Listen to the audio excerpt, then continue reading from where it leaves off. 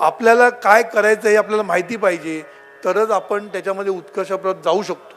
म्हणून आपली जी आस आहे, आपली जी इच्छा आहे, आपले जे गुण आहेत, ह्या गुणाला वाव देण्याचं काम पेरेंट्सनी केलं पाहिजे. त्याशिवाय ते मुलं पुढे येत नाही. म्हणून उत्कर्ष केव्हा होतो की तुम्ही ज्याची आस धरता, ज्याची इच्छा करता, ज्याचे तुमच्याकडे गुण आहे, तुमच्याकडे कौशल्य आहे, त्याला जेव्हा तुम्ही धार काढता तेव्हा तुमचा उत्कर्ष होतो. म्हणून एक लक्षात ठेवायचं की आपल्या मुलांमध्ये काय चांगलं आहे हे बघण्याची आपल्याला सवय केली पाहिजे. आपलं काय झालंय माहिती आहे, वाईट बघण्याची सवय आपल्याला, किंवा नको ते गोष्टी त्याच्या अंगावर, कारण तो अभ्यास करत नाही म्हटल्यानंतर मार जोड आणि अभ्यास कर, हे एकच आहे. अभ्यास करूनच माणसाचा उत्कर्ष होतं हे चुकीचं आहे, लक्षात ठेवायचं. ह्याचा अर्थ अभ्यास करू नये असं नाही, लक्षात ठेवा, याचा अर्थ अभ्यास करू नये असं नाही, पण मुलांच्या गुणाला वाव दिला पाहिजे. मी एका आमच्याच नामधारकाच्या घरी गेलो होतो. त्याच्या आई वडिलांनी मला सांगितलं की मुलगा अभ्यास इतकं लक्ष घालत नाही आहे, अभ्यास करत नाही आहे, तुम्ही जरा 2 शब्द बोला. मग मी त्याच्याकडे गेलो. माझी काउन्सिलिंगची पद्धत जरा वेगळी असते. मी त्याला पहिलं माझ्या बाजूला करून घेतो, त्याच्यावर विश्वास निर्माण करतो की मी तुझ्याबरोबर आहे. मग मी त्याला असेच प्रश्न विचारले, अभ्यासाबद्दल एक शब्द बोललो नाही.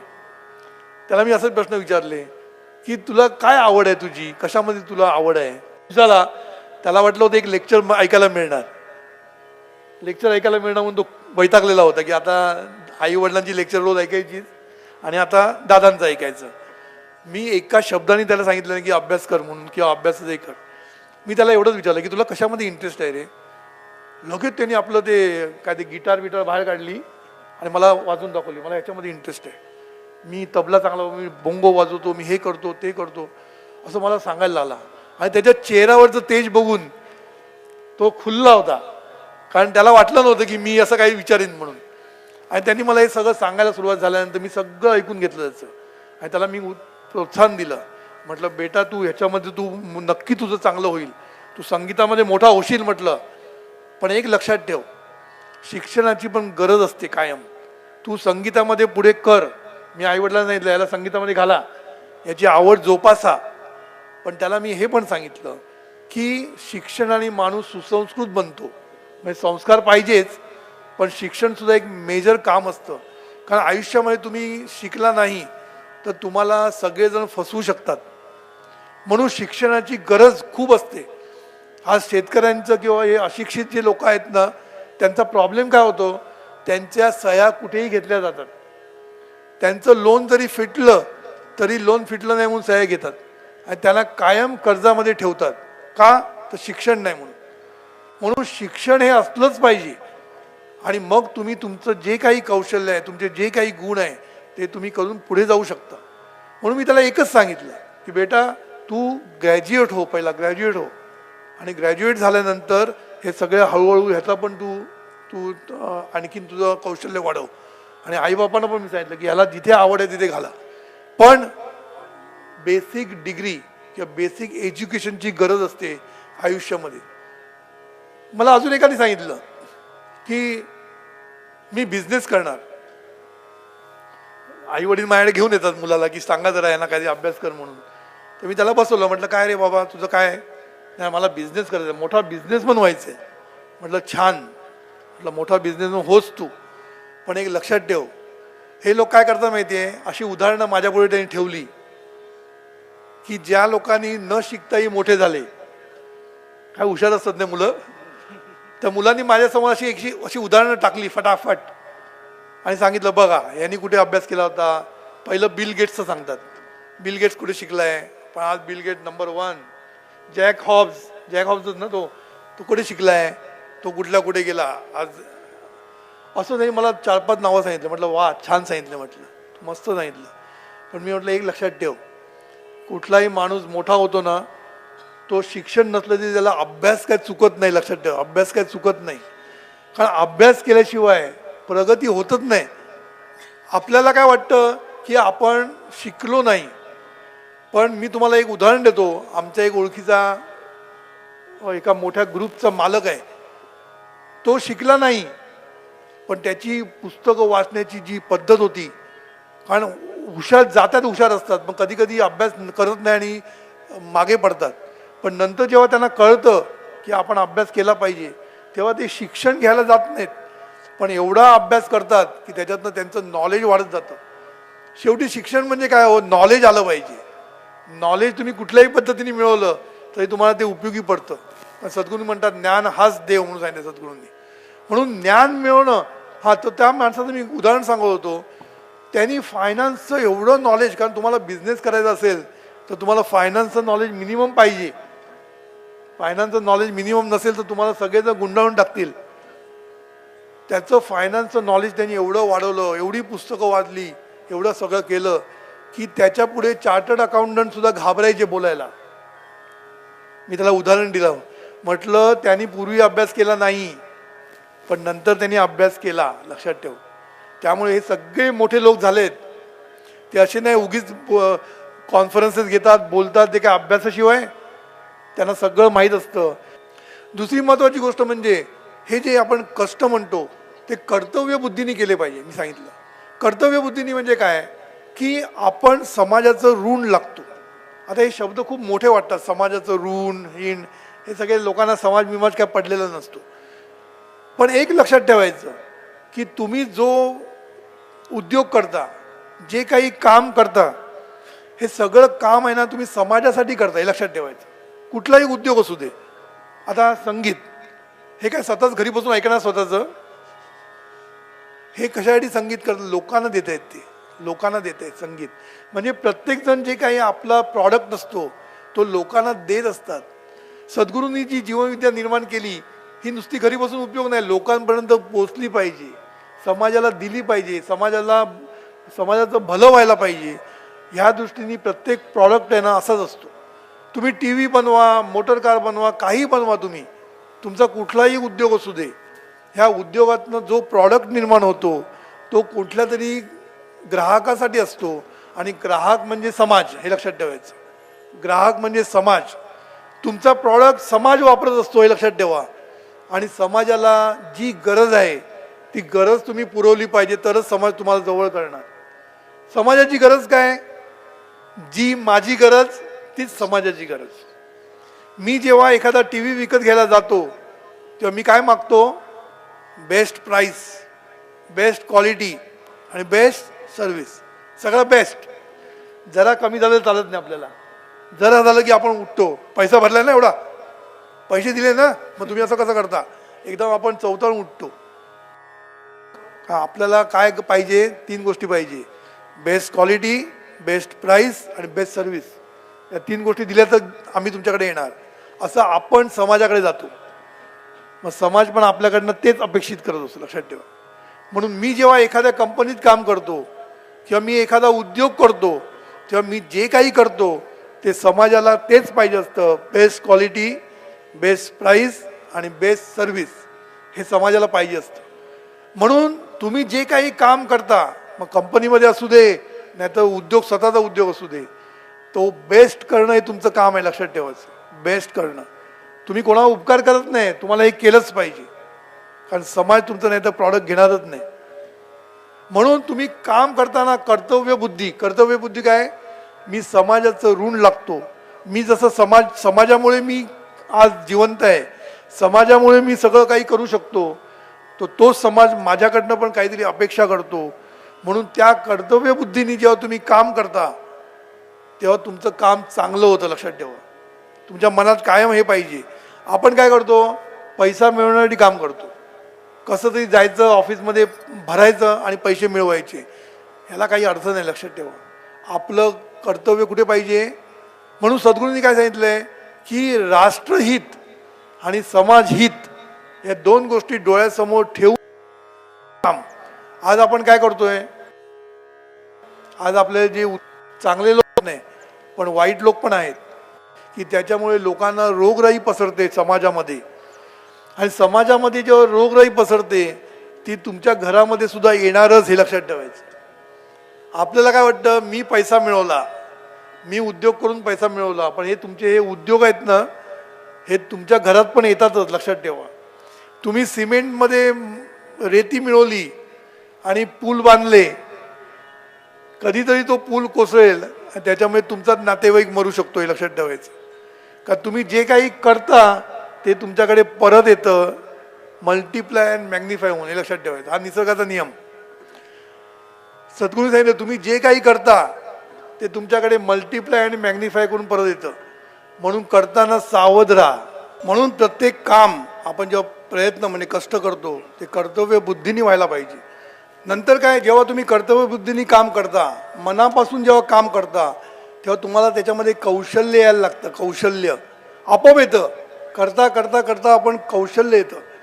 म्हणून बघा ना, पेटी वाजवताना बघत पण नाही, असे वाजवता फटाफट फटाफट. का? कारण जेवढा तुम्ही अभ्यास करता तेवढं तुम्हाला कौशल्य तुमच्यामध्ये येत असतं. आणि कौशल्य येत गेलं की कल्पकता यायला लागते. कल्पकता म्हणून सद्गुरूंनी 4 क सांगितले. काय? कष्ट, कर्तव्य, कौशल्य आणि कल्पकता. या 4 गोष्टी सांगितल्या की तुमच्यामध्ये कल्पकता आपोआप येते. तुम्ही जेव्हा एखाद्या गोष्टीचं सतत काम करता तेव्हा तुम्हाला आयडिया सुचतात. त्याला इंट्युशन म्हणतात. इंट्युशन. तुम्हाला आयडिया सुचतात आणि कल्पकतेने तुम्हाला नवीन नवीन आयडिया सुचायला लागतात. आणि ते काम तुम्ही आणखीन सुंदर रीतीने करू शकता.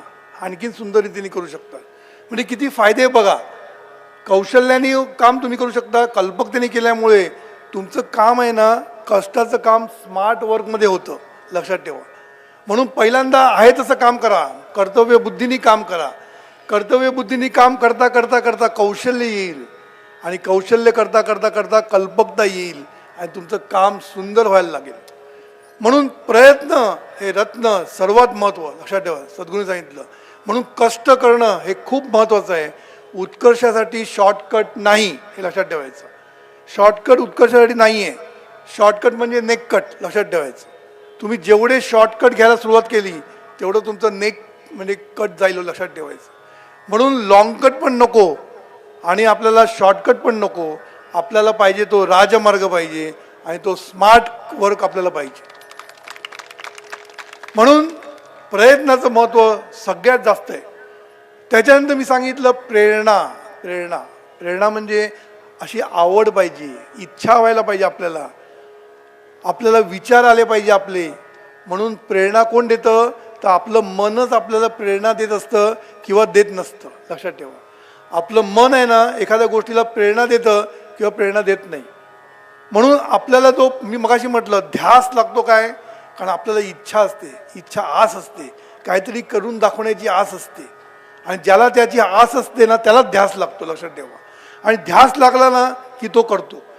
म्हणून आपल्या विचारांचं महत्त्व हे खूप मोठं आहे.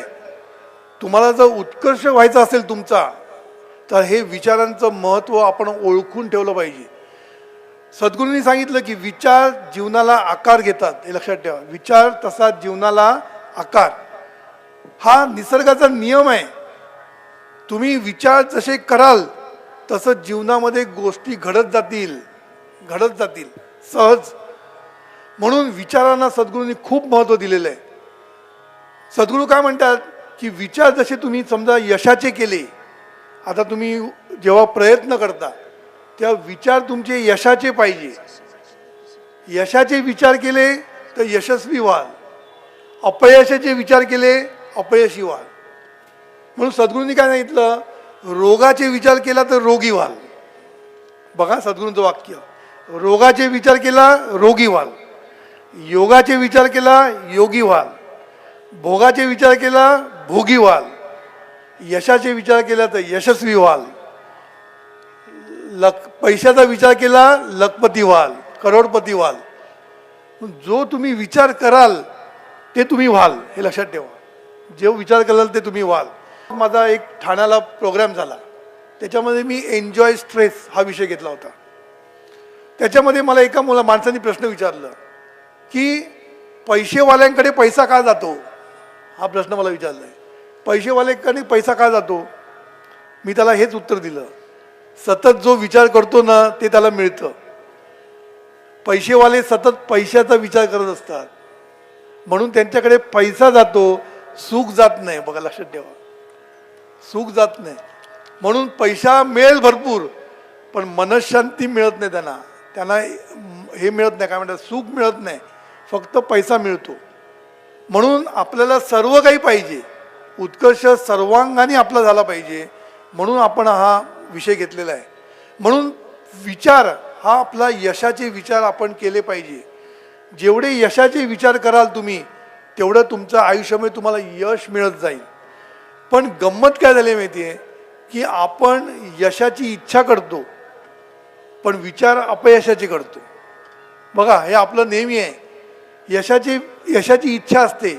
आपला मुलगा शाळेत पहिला यावासा वाटतो पण आपण विचार काय करतो, कसा येणार, आतापर्यंत कधी आलाच नाही, अभ्यास करत नाही, नाही नाही नाही नाही म्हणून आपण म्हणतो तर शक्य नाही. म्हणजे काय होतं माहिती आहे की आपण यशाचे विचारच करत नाही.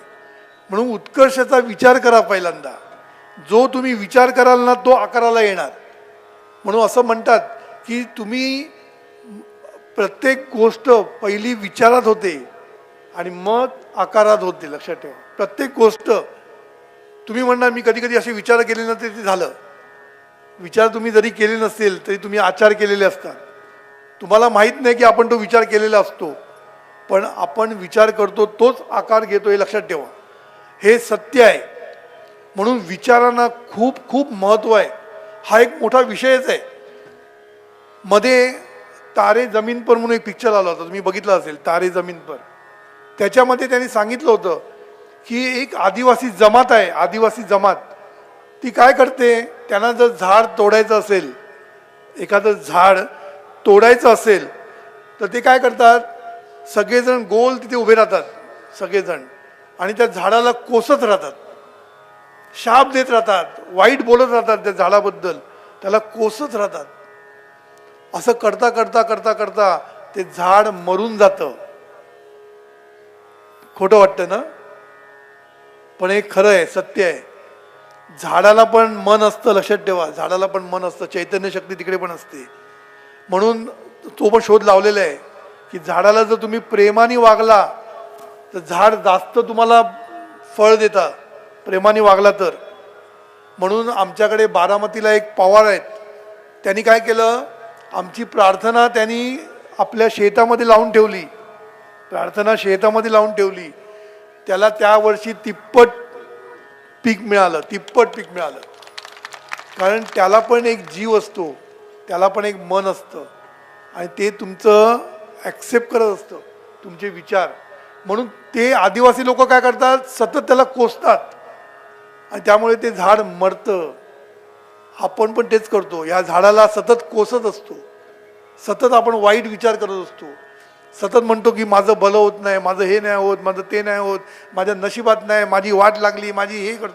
हे आपण सतत आपल्या या झाडाला कोसत असतो.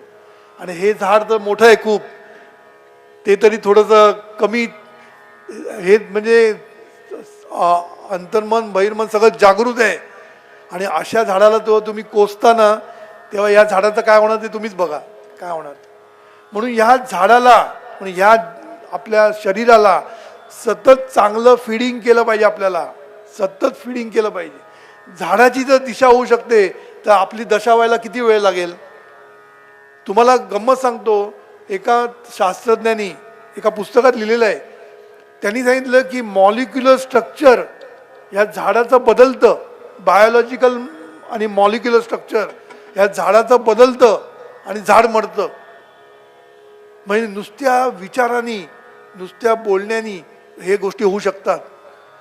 तुम्हाला अजून एक गंमत सांगतो. जपानमध्ये एका सायंटिस्टनी प्रूव्ह करून दाखवलं की पाणी असं ना, पाणी, हे पाण्याला सुद्धा जर तुम्ही चांगलं बोलला तर पाण्याचं पण मॉलिक्युलर स्ट्रक्चर बदलतं आणि क्रिस्टलाइज होतं. हे त्यांनी करून दाखवलेलं आहे. आम्हाला सगळं ते इंटरनेटवर बघायला मिळते. पाण्याचं स्ट्रक्चर बदलतं म्हणजे तुम्ही विचार करा, म्हणजे विचारांचा परिणाम. म्हणून त्याला विचारशक्ती म्हटलं आहे. विचारशक्ती, त्याच्यामध्ये भयानक शक्ती आहे. आणि ही शक्ती आपण चुकीचा वापर करतो. शक्तीचा वापर आपण चुकीचा करतो. ही शक्तीचा आपण नीट वापरली तर आपण काय करू शकत नाही, सगळं काही करू शकतो. सगळं काही करू शकतो. फक्त ही शक्ती आपल्याला वापरता आली पाहिजे. आपल्याकडे काय झालं माहिती आहे, आपण इच्छा म्हणतो. इच्छाशक्ती महत्त्वाची आहेच, मी नाही म्हणत नाही.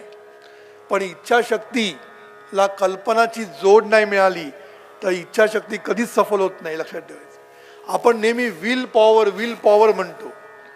विल पॉवर, इच्छाशक्ती आहेच, पण इच्छाशक्तीला कल्पनेची जोड मिळाली पाहिजे, भावनेची जोड मिळाली पाहिजे, तरच ती इच्छाशक्ती सफळ होते. लक्षात ठेवा.